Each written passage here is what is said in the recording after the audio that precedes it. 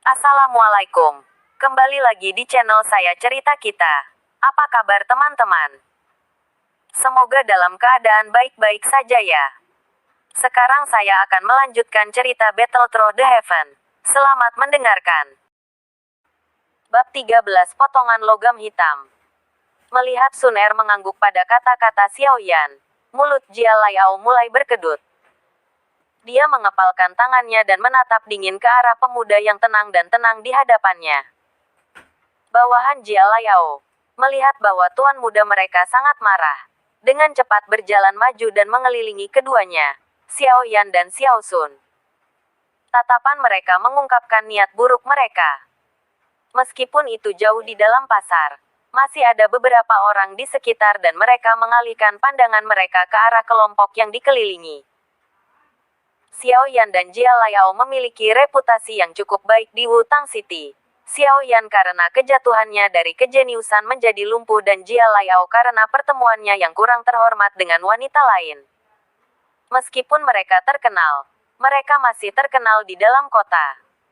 Melihat gerakan kelompok Jia Laiao, alis Xiao Yan melompat dan di wajah mudanya, sedikit kepercayaan diri merayap.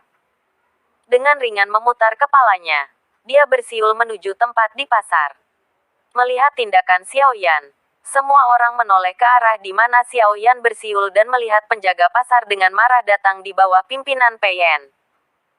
Dengan sesama pengawal, Pei Yan bergegas menuju Xiao Yan dan dengan cepat, penjaga pasar mengepung bawahan Jia Laiao yang mengelilingi Xiao Yan dan Xiao Sun. Tuan muda ketiga, ada yang salah. Berjalan ke Xiao Yan, Pei Yan melirik Jia Laiao dan kemudian dengan hormat bertanya kepada Xiao Yan. Xiao Yan tersenyum ringan dan berbalik menghadap Jia Laiao berwajah hijau. Dia dengan acuh tak acuh berkata, "Tuan muda Jia Laiao, pasar ini dikendalikan oleh Xiao Clan. Apakah Anda yakin ingin bertarung di sini?" Mata Jia Laiao mengungkapkan rasa takutnya pada Pei Yan tetapi dia segera mencibir pada Xiao Yan. "Apakah Anda hanya tahu untuk bergantung pada klan Anda? Jika Anda laki-laki, yang ingin kamu katakan adalah, jika aku laki-laki maka aku akan bertarung 1 lawan 1. Benar." Xiao Yan melambaikan tangannya dan memotong Jia Laiao. Jia Laiao mencibir lagi dan dengan sedikit tantangan, dia berkata, "Yup, apakah kamu takut?" Melihat wajah arogan Jia Laiao, Xiao Yan menghela nafas dan mengangkat tangannya untuk merasakan dahinya. Beberapa saat kemudian, dia mengangkat kepalanya dan mengangkat bahu dan dengan tidak bersalah dan naif, dia bertanya, "Tuan muda Jia Laiao, saya ingin bertanya, berapa umurmu?" Ujung mulut Jia Laiao berkedut dan dia tidak menanggapi. "Pria besar, kamu sudah 21. Berapa umur saya?" 15. Anda benar-benar meminta seorang anak yang belum melakukan ritual kedatangannya untuk melawan Anda. Tidakkah kamu merasa bahwa permintaanmu di atas? Bukankah kamu merasa malu?" Penampilan polos Xiao Yan begitu realistis sehingga Sun Er di sebelahnya tidak bisa menahan tawa pelan. Haha. Mendengar kata-kata pemuda itu, pemilik warung bayaran dan pedagang juga tertawa. Xiao Yan benar. Pada usianya saat ini, Xiao Yan hanya bisa dianggap anak-anak tetapi Jia Laiao akan dianggap dewasa. Tantangan semacam ini membuat semua orang memandang rendah Jia Laiao. Tawa kerumunan itu seperti seember air dingin dan membantu Jia Laiao mendapatkan kembali ketenangannya. Dari kematangan dan ketenangan Xiao Yan hingga sikapnya yang tenang, sangat mudah bagi orang untuk melupakan berapa usianya sebenarnya. Karena itu, setelah Xiao Yan mengatakan usianya, Jia Laiao akhirnya ingat bahwa pemuda yang berdiri di depannya baru berusia 15 tahun. Mengertakkan giginya, Jia Laiao memandangi penjaga yang melirik ke belakang Xiao Yan dan menyadari bahwa dia tidak memiliki peluang untuk pembalasan hari ini. Dia hanya bisa menggelengkan kepalanya dan dengan dingin berkata, 1 tahun lagi dan kamu akan menjalani ritual usia yang akan datang, kan? Hehe, saya pikir seseorang yang lumpuh seperti Anda, setelah Anda menyelesaikan ritual usia, hanya akan dikirim ke desa terpencil dan miskin. Pada saat itu, Anda bahkan tidak akan memiliki kekuatan untuk memasuki kota Wutang. Cukup menyedihkan. Xiao Yan tersenyum ringan dan dengan acuh tak acuh mengangkat bahu. Kelopak mata Jia Laiao berkedip-kedip. Dia tidak tahu mengapa. Tetapi setiap kali dia melihat wajah tenang pemuda di depannya, kemarahan misterius muncul di dalam dirinya. Kau hanya cacat dan berusaha bersikap seolah kau tahu segalanya. Dengan paksa menekan amarahnya, Jia Laiao mengeluarkan haf dingin dan dengan lambaian tangannya, memerintahkan bawahannya untuk keluar dari kerumunan. Oh benar. Langkahnya terhenti. Jia Laiao sepertinya telah mengingat sesuatu dan berbalik. Dia berkata, Tuan Muda Xiao Yan, aku mendengar bahwa Xiao klanmu telah menikah dengan klan Nalan. Hehe, sebenarnya, itu tidak terduga. Dengan bakat Ki Anda tidak bisa menandingi Nalan-Nalan. Haha, setelah mengatakan itu, Jia Laiao pergi tertawa. Tatapan Xiao Yan dengan dingin mengikuti keluarnya Jia Laiao. Dengan erat memegang Sun Er yang akan bergegas keluar, dia diam-diam berkata, dia hanya anjing gila. Jika dia menggigitmu, mengapa kamu harus gigit? Tapi dia pergi terlalu jauh. Kita tidak bisa membiarkannya begitu saja. Alisnya berkerut. Sun Er menjawab dengan marah. Akan selalu ada kesempatan. Xiao Yan menyeringai dan dinginnya suaranya membuat Pei Yan bergidik. Gigitan singa mungkin bukan yang menakutkan, tapi singa yang tahu kesabaran adalah cerita lain. Yang menakutkan. Paman Pei Yan, maaf sudah merepotkanmu. Xiao Yan berbalik dan tersenyum lembut ke arah kelompok Pei Yan. Suasana yang sebelumnya intens tiba-tiba berubah menjadi suasana hati yang ringan. Terkesan oleh kontrol atas emosi yang dilakukan Xiao Yan, senyum Pei Yan diperkuat oleh rasa hormat. Bahkan dengan kurangnya bakat Xiao Yan, prestasi Xiao Yan di masa depan mungkin tidak akan terlalu buruk dengan kehebatan mentalnya. Haha, gurau Tuan Muda ketiga. Ini adalah wilayah Xiao Clan. Kami tidak akan membiarkan Jia Lai Clan melakukan apapun yang mereka inginkan di sini. PM tersenyum dan melihat bahwa Xiao Yan mulai melihat-lihat. Dia cepat-cepat pergi bersama orang-orangnya. Melihat PM yang keluar dan kelompoknya, Xiao Yan berbalik dan mengacak-acak rambut Sun Er dan berkata dengan sedikit paksa, inti monster level 1 membuat Anda melupakan moral Anda. Anda tahu, sama seperti saya melakukan orang seperti apa Jia Laiao. Saat Anda mengambil barang-barangnya, dia pasti akan meminta bantuan. Meluruskan rambutnya, Sun Er membalikkan tangannya ke atas. Dia ingin memberikannya padaku. Itu gratis. Xiao Yan memutar matanya dan tidak tahu apakah harus tertawa atau menangis. Itu bukan sesuatu yang berharga. Apakah Anda benar-benar perlu bertindak seperti itu? Jangan lupa, kau jenius muda di Xiao Clan. Sun Er mengerutkan hidungnya dan mengangkat gelang di pergelangan tangannya. Dia mengejek, jadi Xiao Yan GG juga memperhatikan Sun Er. Xiao Yan tetap diam dan menarik tangan Sun Er. Mereka berjalan menuju beberapa kios yang lebih dalam di pasar.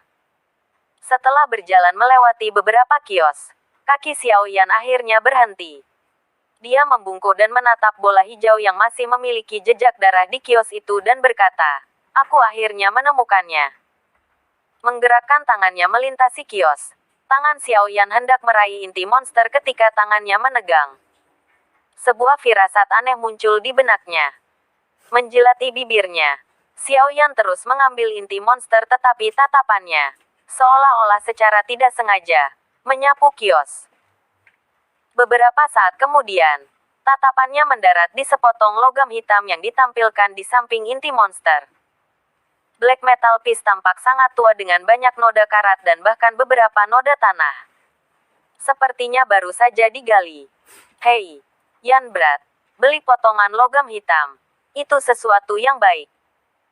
Tepat ketika Xiao Yan bingung tentang mengapa dia merasakan perasaan yang kuat terhadap logam yang tampaknya tidak berharga. Suara Yao Lao terdengar di benaknya. Bab 14 Vacuum Hand. Mendengarkan suara di dalam kepalanya, Xiao Yan berkedip dan diam-diam mengangguk. Alih-alih segera meraih potongan logam hitam, Xiao Yan dengan lembut mengambil inti monster hijau yang masih meneteskan darah dan melihat tentara bayaran yang tampak lusuh berdiri di belakang kios. Dia bertanya dengan riang, monster sihir mana yang berasal dari inti monster ini? Haha, mata tuan muda benar-benar bagus. Ini adalah inti monster dari monster sihir tingkat pertama bernama Swallowwood Fox. Ini adalah inti berkualitas tinggi. Kelompok tentara bayaran tajam kami menunggu selama 3 hari dan menyerang 5 rubah kayu walet sebelum akhirnya mendapatkan inti sihir ini. Melihat pakaian mewah Xiao Yan, tentara bayaran itu dengan cepat mengiklankan barang dagangannya. Jika objek ini sesuai dengan keinginan tuan muda, aku pikir 500 koin emas akan menjadi harga yang bagus. Haha, ketika mendapatkan inti ini, kami memiliki beberapa saudara lelaki yang terluka cukup parah. Xiao Yan perlahan menyeka darah yang tersisa dari inti sihir, memperhatikan mereka belum sepenuhnya membeku. Dia mengangguk sedikit dan melirik ke arah 2 bintang emas di dada tentara bayaran dan berkomentar, terlalu mahal. Biasanya harga inti sihir tingkat 1 hanya akan 400 hingga 450 koin emas. Lebih jauh lagi, bahkan jika Swallowwood Fox adalah binatang ajaib, kekuatan serangannya tidak terlalu tinggi. Apakah bawahan Anda bukan Dozes? Sudut mulutnya sedikit tersentak. Tentara bayaran itu tertawa datar. Dia tidak berharap pemuda yang berdiri di depannya begitu berpengetahuan luas tentang pasar inti ajaib dan menjawab, 470 koin emas. Maka tidak kurang. Kita harus hidup dengan ini.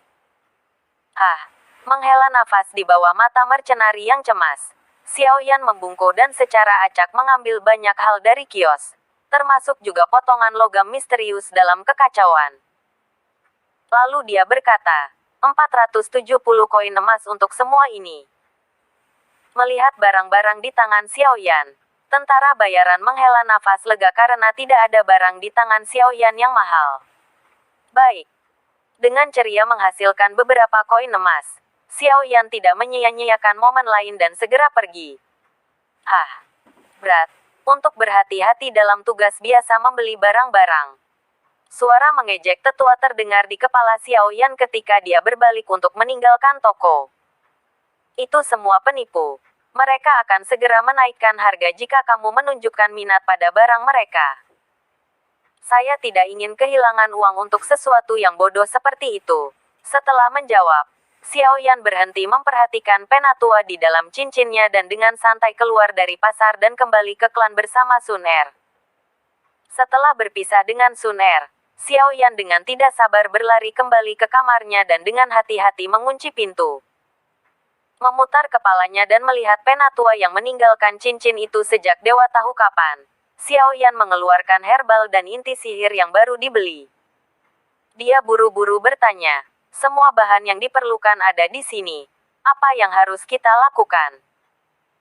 Penatua itu tertawa riang dan tatapannya memindai bahan-bahan di atas meja sebelum tiba-tiba bertanya, apakah kamu tidak ingin tahu apa potongan logam hitam itu?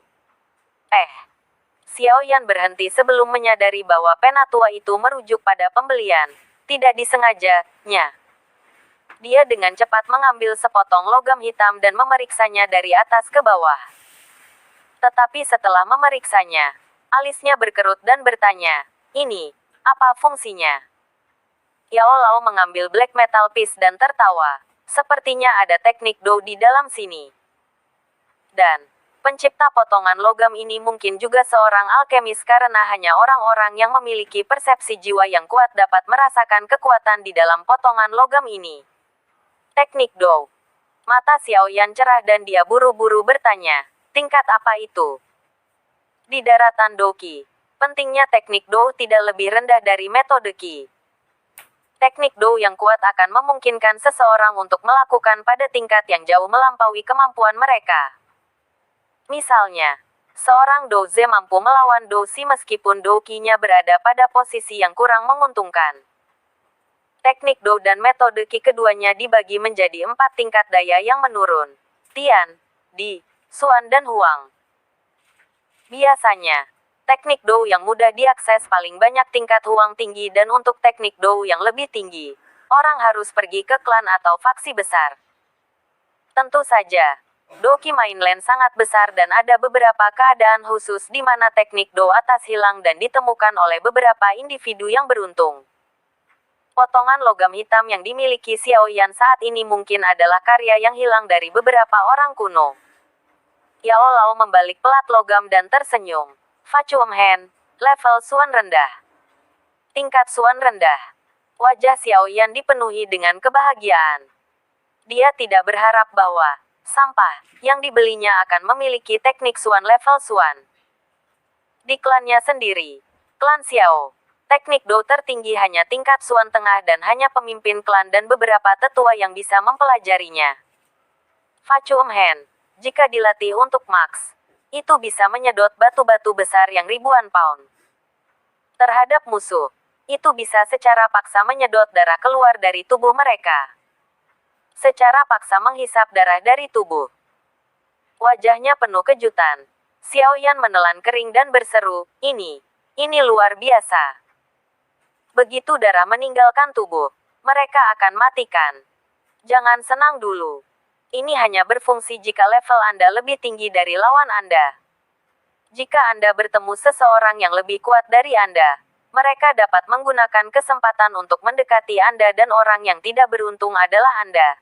Yao Lao dengan ceroboh melemparkan pelat logam ke samping. Sepertinya dia tidak terlalu memikirkan teknik Do. Yao Lao berstatus tinggi dan tentu saja memiliki standar tinggi tetapi untuk Xiaoyan, ini adalah teknik Do tingkat tinggi. Dia segera dengan senang mengambilnya dan tertawa. Bahkan dengan itu lebih baik daripada teknik Do di klan. Saya akan belajar ini mulai sekarang. Dengan Duan Qi ketiga Anda, akan luar biasa jika Anda bisa menarik cabang pohon dengan tangan vakum Anda dan Anda ingin menyedot darah dari seseorang. Menggelengkan kepalanya, Yao Lao banyak mengkritik Xiaoyan. Memutar matanya, Xiaoyan mengabaikan Yao Lao dan tersenyum sambil memeluk potongan logam. Lihatlah dirimu. Memiliki teknik Lao Suan Do membuatmu bahagia ini. Kau mempermalukanku. Dengan tak berdaya menggelengkan kepalanya, Yao Lao meraih inti monster di atas meja dan memerintahkan Xiaoyan, ambil mangkuk air besar. Melihat bahwa Yao Lao akan mulai memperbaiki pil, Xiaoyan buru-buru menyingkirkan black metal piece dan dengan riang pergi untuk mempersiapkan. Di ruangan yang tenang, Yao Lao mengambil purple bluegrass dengan tangan kirinya. Beberapa saat kemudian, dia menghela napas dalam-dalam dan nyala api putih muncul di tangannya. Ketika nyala api muncul, suhu di dalam ruangan naik secara eksponensial. Tanpa berkedip, Xiaoyan menatap bola api putih. Meskipun dia tidak tahu proses memurnikan pil oleh alkemis, untuk mewujudkan Doki adalah tugas yang mustahil bahkan untuk ayahnya. Dengan wajah tenang, api putih di tangan Yao Lao mengembang dan menelan purple bluegrass. Dalam nyala api, purple bluegrass langsung menjadi bola cairan hijau. Tangan kanan Yao Lao mengambil tangkai ungu bluegrass lain dan melemparkannya ke dalam api putih. Setelah melemparkan ketiga batang purple bluegrass ke dalam api, bola cairan hijau menjadi tampak lebih besar. Cairan hijau perlahan menyusut di dalam api. Suhu tinggi tanpa henti membakar kotoran dalam cairan hijau. Dengan nyala api, cairan hijau menjadi semakin kecil dan semakin kecil volumenya. Setelah beberapa detik, itu hanya seukuran ibu jari. Setelah itu, Yao Lao melemparkan 2 batang bunga cuci tulang ke dalam nyala api dan setelah mereka selesai membakar, cairan yang tersisa bercampur dengan cairan hijau asli. Setelah itu adalah penyempurnaan dari inti monster. Langkah ketiga memakan waktu 1 jam penuh tetapi Yao Lao masih tampak penuh energi dan tanpa tanda-tanda kelelahan. Setelah 1 jam penuh, inti monster yang tangguh telah menjadi bola cairan hijau. Energi keras di dalam inti monster itu diperlunak oleh formula ajaib Yao Lao. Di tangannya, api putih perlahan menghilang. Melihat bola hijau yang melayang di atas tangan Yao Lao, Xiao Yao menggosok kedua tangannya. Dengan persepsi jiwa atasannya, ia dapat dengan jelas merasakan energi berlimpah di dalam bola energi. Guru, apakah saya hanya memakannya? Xiaoyan mengedipkan matanya dan bertanya dengan tidak sabar. Jika kamu ingin mati maka makanlah. Dengan jalur ki Anda akan menjadi lumpuh sejati dalam hitungan detik. Memberikan Xiaoyan mata putih, Yao Lao menjentikkan bola dan secara akurat terbang ke dalam mangkuk air. Segera, semangkuk air jernih berubah menjadi warna hijau gelap. Mulai sekarang, kamu harus berlatih di sana. Dengan bakat Anda dan mencegah keadaan yang tidak terduga, Anda harus dapat mencapai 7 Duan Qi dalam setahun. Yao Lao menepuk debu dari tangannya dan tersenyum ringan ke arah Xiaoyan. Dengan kebahagiaan yang jelas, Xiaoyan buru-buru mengangguk. Oh, aku hampir lupa. Obat ini hanya akan bertahan selama 2 bulan. Yang berarti, Anda harus membeli bahan yang Anda dapatkan hari ini lagi setiap 2 bulan. Yao Lao mengungkapkan senyum licik.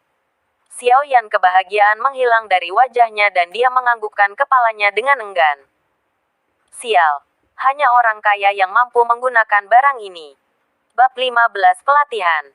Matahari hangat menyaring melalui jendela dan dengan malas disemprotkan ke ruang yang rapi. Di dalam ruangan, seorang pria muda dengan tubuh telanjang-telanjang sedang duduk bersila di dalam mangkuk kayu. Kedua tangannya disatukan menjadi simbol yang aneh. Kedua matanya tertutup rapat sementara napasnya tenang tapi kuat. Dalam mangkuk kayu di bawahnya, cairan hijau misterius itu anehnya berkilau. Saat dia berlatih lebih lama, cairan hijau di dalam mangkuk mulai menguap perlahan, mengeluarkan aliran udara hijau muda. Aliran perlahan mengangkat ke atas dan menggeliat ke hidung pemuda itu dengan napas. Begitu aliran itu ada di dalam tubuhnya, wajah pemuda itu menjadi berkilau dan mulus seperti White Jade. Seolah-olah dia merasakan doki yang semakin meningkat di dalam tubuhnya. Wajah pemuda itu menunjukkan senyum ringan. Setelah memastikan kesuksesannya, pemuda itu tidak berhenti di situ. Matanya masih tertutup rapat dan kedua tangannya tetap di posisi yang sama. Dia bahkan tidak bergeming dan mempertahankan posisinya yang efisien maksimal saat dia dengan rakus menyedot energi dalam cairan hijau. Cairan hijau yang menempel di tubuh pemuda itu perlahan-lahan diserap oleh kulitnya, memperkuat tulangnya dan membersihkan jalur kinya.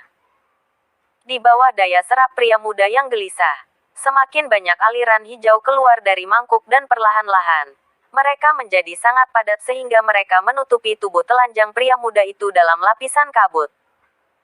Di bawah pelatihan gelisah, sinar matahari cerah yang masuk melalui jendela perlahan menjadi lebih lemah dan ruangan menjadi jauh lebih dingin. Dalam mangkuk kayu, pemuda itu berkumpul di gumpalan terakhir dari udara hijau dan bulu matanya berkedut sebelum membuka untuk mengungkapkan dua mata hitam pekat. Dalam mata hitam pekat, cahaya putih melewati tapi kali ini, ada sedikit warna hijau. Perlahan-lahan menghela napas. Pemuda itu dengan cepat berdiri dan membiarkan tetesan air dingin mengalir dari tubuhnya. Mengambil peregangan malas dan merasakan doki yang melimpah di dalam tubuhnya, pemuda itu bergumam. Pada kecepatan ini, aku mungkin bisa mencapai Duan Qi kelima dalam 2 bulan. Setelah menyiapkan semuanya, Xiaoyan tinggal di kamarnya selama setengah bulan penuh. Pada saat dia tinggal di kamarnya, selain makan dan menghadiri acara tubuh, dia telah melatih kinya tanpa henti. Meskipun pelatihan itu sangat membosankan dan melelahkan, itu tidak seberapa dibandingkan dengan ejekan dan cemoohan yang telah dialami Xiaoyan selama 3 tahun terakhir. 3 tahun penuh ejekan telah mengajarinya betapa pentingnya kekuatan di dunia ini. Meskipun hari-hari berlalu dengan melelahkan, hasilnya menyenangkan. Efek dari mangkuk ramuan Yao Lao jauh lebih kuat daripada apa yang Xiaoyan dan bahkan penciptanya, Yao Lao pikir itu akan memiliki. Yao Lao telah meramalkan bahwa setidaknya butuh sebulan untuk Xiaoyan untuk sampai ke 4 Duan Qi. Tetapi Xiaoyan hanya menghabiskan separuh waktu itu. Mendengar ini, bahkan Yao Lao terkejut dengan kecepatan dan efisiensi yang dilatih Xiaoyan.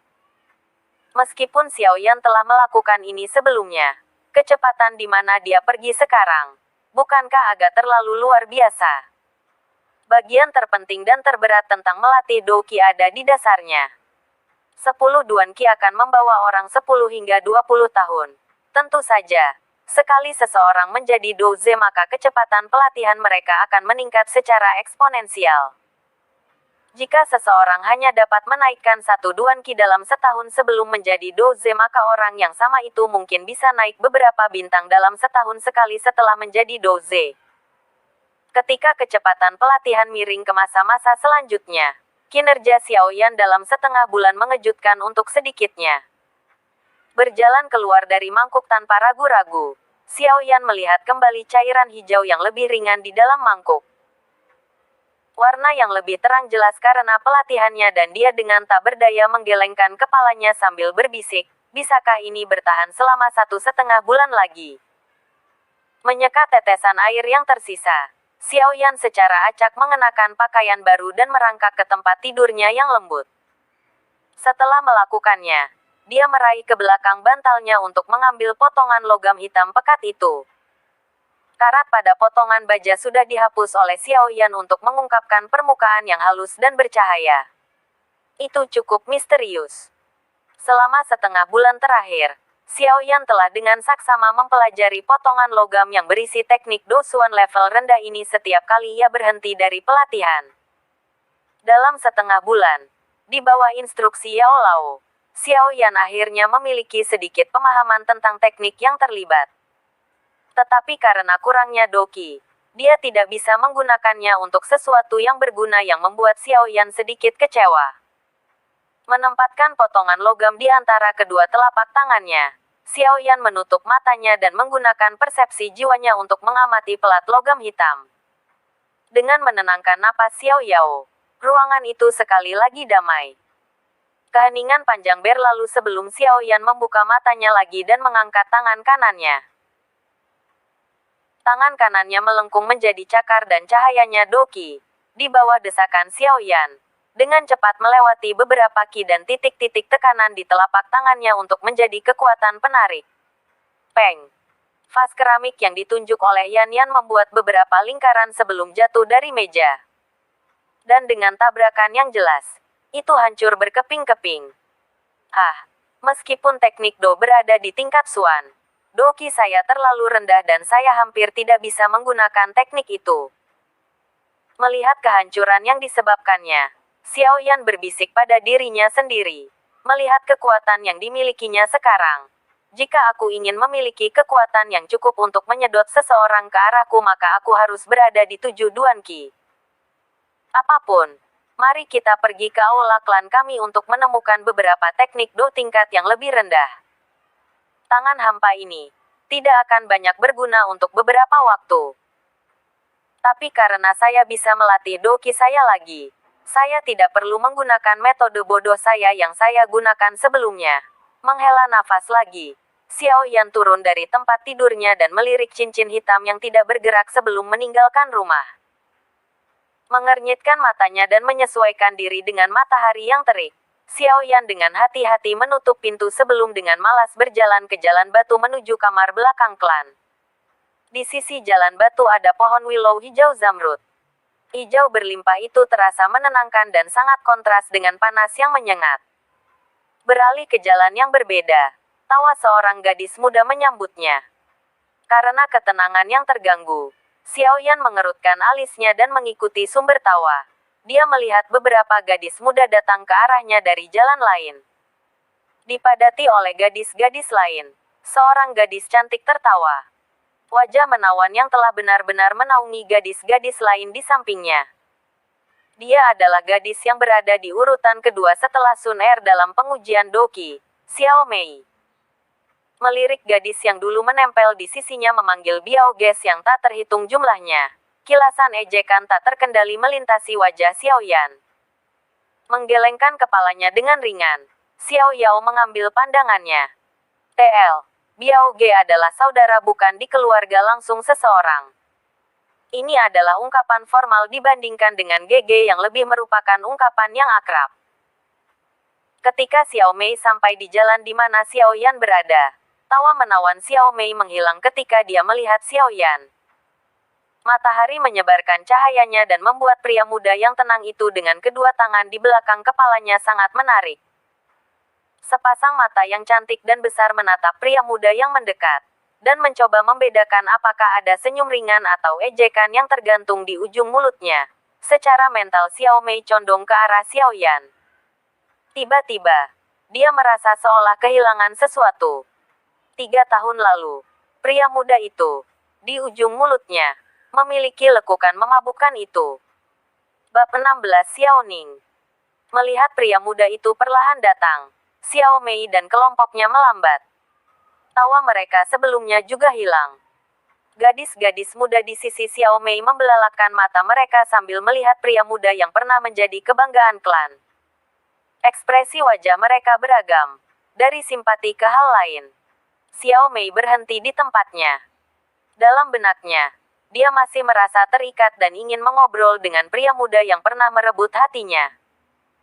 Tapi, kenyataan memberitahunya bahwa perbedaan antara mereka berdua terlalu besar bagi mereka untuk bersama dan membuang-buang waktu dengan orang cacat tidak sepenuhnya pintar. Alisnya berkerut sebelum rileks. Dalam benak Xiao Mei dia berpikir, katakan saja hai. Tidak peduli apa, dia masih Biao Geku. Mengabaikan pemikiran Xiao Mei, Xiao Yan masih memegangi kepalanya dan dengan malas berjalan mendekat. Melihat Xiao Yan yang semakin dekat, sebuah senyuman muncul di wajah Xiao Mei tetapi tindakan pemuda itu membekukan senyum di wajah kecilnya, membuatnya tampak seolah-olah dia membuat wajah yang aneh. Dengan kedua tangan di belakang kepalanya, Xiao Yan mengabaikan kelompok itu dan melihat lurus ketika dia berjalan melewati gadis-gadis muda tanpa ragu-ragu. Membuka mulutnya yang merah dan kecil di bawah bayangan pemuda itu, Xiao Mei terkejut. Dengan kecantikannya, kapan dia pernah mendapatkan perawatan yang mengerikan? Dia merasakan kemarahan yang memalukan dan tidak bisa menahan diri untuk berteriak, Xiao Yan Biaoge. Berhenti. Xiao Yan tidak berbalik dan nada hambarnya tanpa emosi. Seolah-olah dia sedang berbicara dengan orang asing. Apa? Suara tanpa emosi dan lembut itu mengejutkan Xiao Mei dan dia berbisik, tidak ada. Alis Xiao Yan melompat. Tetapi dia menggelengkan kepalanya dan mulai berjalan ke depan lagi. Menyaksikan bayangan yang menghilang, Xiao Mei dengan marah menginjak kakinya dan pergi ke jalan yang berbeda. Mengulur putaran, Xiao Yan melihat ke sebuah ruangan yang luas. Di atas plakat itu ada 3 kata flamboyan dan merah darah, Do Technic Hall. Mendengar teriakan di aula teknik Do, Xiao Yan cukup terkejut. Biasanya, tidak ada yang datang ke aula jadi mengapa hari ini sangat berisik. Mengangkat bahu, Xiao Yan melangkah maju dan memasuki balai teknik Do. Begitu Xiao Yan masuk ke dalam aula, beberapa sorakan dari anggota klan lainnya menyambutnya. Aula teknik Do dibagi menjadi bagian timur dan barat. Di bagian timur adalah teknik Do klan sementara bagian barat adalah bidang pelatihan besar.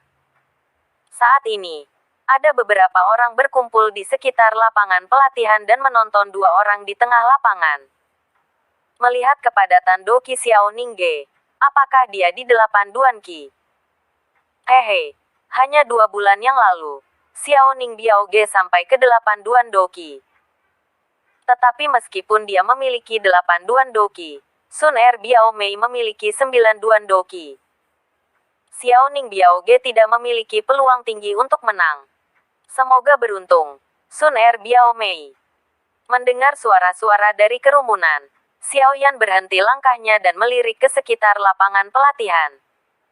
Akhirnya, tatapannya yang tertarik mendarat pada gadis muda yang mengenakan gaun ungu muda. Bagaimana dia punya waktu untuk bertarung dengan orang lain? Xiao Yan berpikir dalam benaknya sebelum pergi ke sisi timur aula dan mengambil gulungan hitam acak dari rak. Membuka gulungan itu, kata-kata kuning besar muncul. Kuning tengah, Shattering Rock Hand.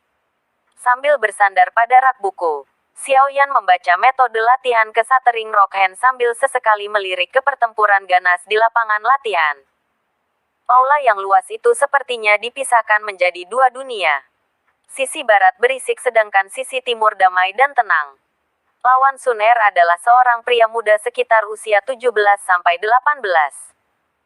Dia cukup tampan dan mirip dengan Jia Liao yang telah dilihat Xiao Yan tempo hari. Pria muda itu bernama Xiao Ning dan adalah cucu dari sesepuh. Meskipun dia baru berusia 17 tahun, dia sudah mencapai 8 Duan Qi dan di seluruh klan, hanya Sun Er yang lebih baik darinya. Xiao Yan memiliki kesan netral tentang Biao Ge ini. Mereka hanya sesekali bertemu dan selalu mengucapkan salam adat sebelum bergegas. Mungkin itu karena suasana yang tidak bersahabat antara ayahnya dan pemimpin senior. Tetapi Xiao Yan selalu bisa merasakan permusuhan yang berasal darinya. Tapi sementara Xiao Yan lumpuh, dia tidak pernah keluar dari jalannya untuk mengejek atau menggoda Xiao Yan. Tersenyum ringan, Xiao Yan membuang pikirannya dan kembali mempelajari Shattering Rock Hand. Di bidang pelatihan, Sun Er seperti kupu-kupu ungu muda yang menghindari serangan cepat oleh Xiao Ning, dengan anggun dan elegan. Namun, di wajahnya yang lembut, tidak ada emosi seperti keletihan atau sejenisnya yang muncul. Setelah memblokir satu lagi serangan Xiao Ning, tatapan Sun Er malas menyapu aula tapi tiba-tiba gerakannya berhenti. Melihat pemuda yang terserap di sisi timur aula, sebuah senyum yang ringan dan elegan melayang ke wajah Sun Er. Senyum tiba-tiba gadis itu membuat para penonton terpana melihat kecantikan Sun Er. Sun Er Biao Mei, hati-hati. Tepat ketika Sun Er terganggu, sebuah suara muda memanggil dari dalam kerumunan. Merasakan tekanan dahsyat yang datang dari belakangnya, Sun Er mengerutkan alisnya, tetapi pandangannya tetap tertuju pada pemuda di bawah rak buku. Pada saat yang sama, Xiao Yan telah mengangkat kepalanya dan melihat serangan menyelinap diarahkan pada Sun Er. Dia mengerutkan alisnya dan menggelengkan kepalanya. Penampilannya menunjukkan kekhawatiran yang terkendali. Melihat ekspresi khawatir di wajah Xiao Yan, Sun Er dengan nakal mengedipkan matanya yang indah. Tiba-tiba, dia mengambil langkah kecil ke kiri. Meskipun itu hanya satu langkah, anehnya membantunya menghindari semua serangan Xiao Ning. Sementara dia mengelak, tangan putih jernihnya berkilau emas dan langsung di antara tangan Xiao Ning dan ringan mendarat di dadanya. Berbalik dalam lingkaran, Sun Er dengan anggun menangkal kekuatan sementara Xiao Ning harus mundur selusin langkah dan keluar dari bidang pelatihan. Untuk dapat mengalahkan Xiao Ning dengan satu serangan, semua penonton memberikan tepuk tangan meriah kepada Xiao Sun. Hehe, Sun Er Biao Mei benar-benar di atas dalam generasi muda klan. Kamu sangat kuat. Meskipun Xiao Ning baru saja dikalahkan oleh Sun Er, dia tersenyum ketika dia berjalan kembali ke tengah lapangan pelatihan. Dengan tenang menatap gadis di depannya, cinta yang sungguh-sungguh di mata Xiao Ning tidak tersembunyi sama sekali.